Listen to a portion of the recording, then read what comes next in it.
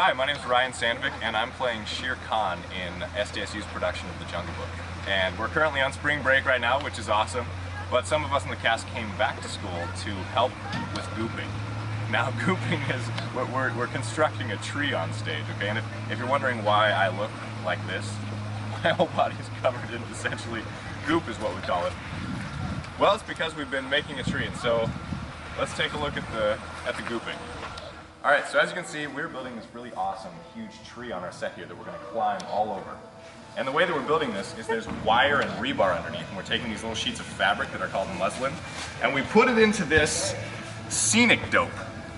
And we like to call it on the set, we like to call it goop. Now, you can also think of this as hair gel, but if you do get it in your hair, you're going to have a permanent hairstyle, so you might want to watch get a little bit. Yeah, so we got some semi-permanent hairstyles going on here. As a matter of fact, I didn't come in with this little faux hawk here. Or did I? First rule of gooping: wear clothes that you don't care about.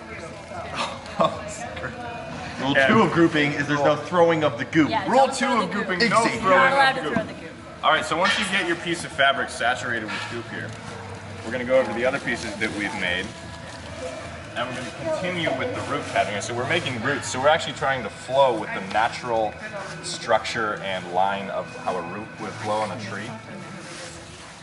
And so you put it here, and when you slide your hand over here, it kind of bonds to the other pieces of muslin that we have. And then you bring it down. And then it bonds like that. And you can kind of think about it as like permanent. It's essentially concrete, but it's like paper mache if you've ever made it with that. And it's really cool. And actually, when this is hardened, we're going to be able to climb all over it, jump on it, crawl on it, whatever we do, because we're all tigers and bears and wolves and everything. So that's essentially the gooping process.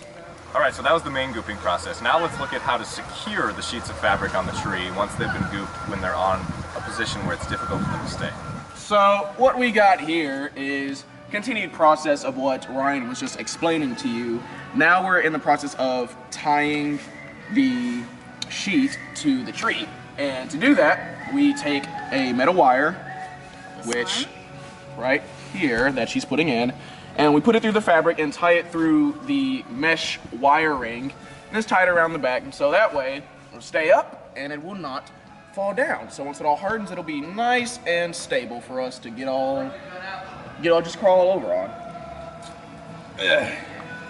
And if Kelly can just get it on through. I'm working on it. Almost there. Oh, it's dripping.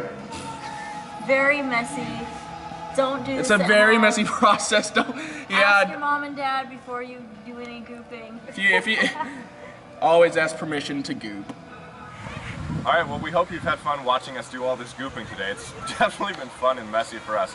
And so remember, if you do this type of thing at home, it's kind of like doing paper mache work. Don't wear clothes that you care about because they will get ruined, and especially don't get it in your hair because it will result in a permanent spike.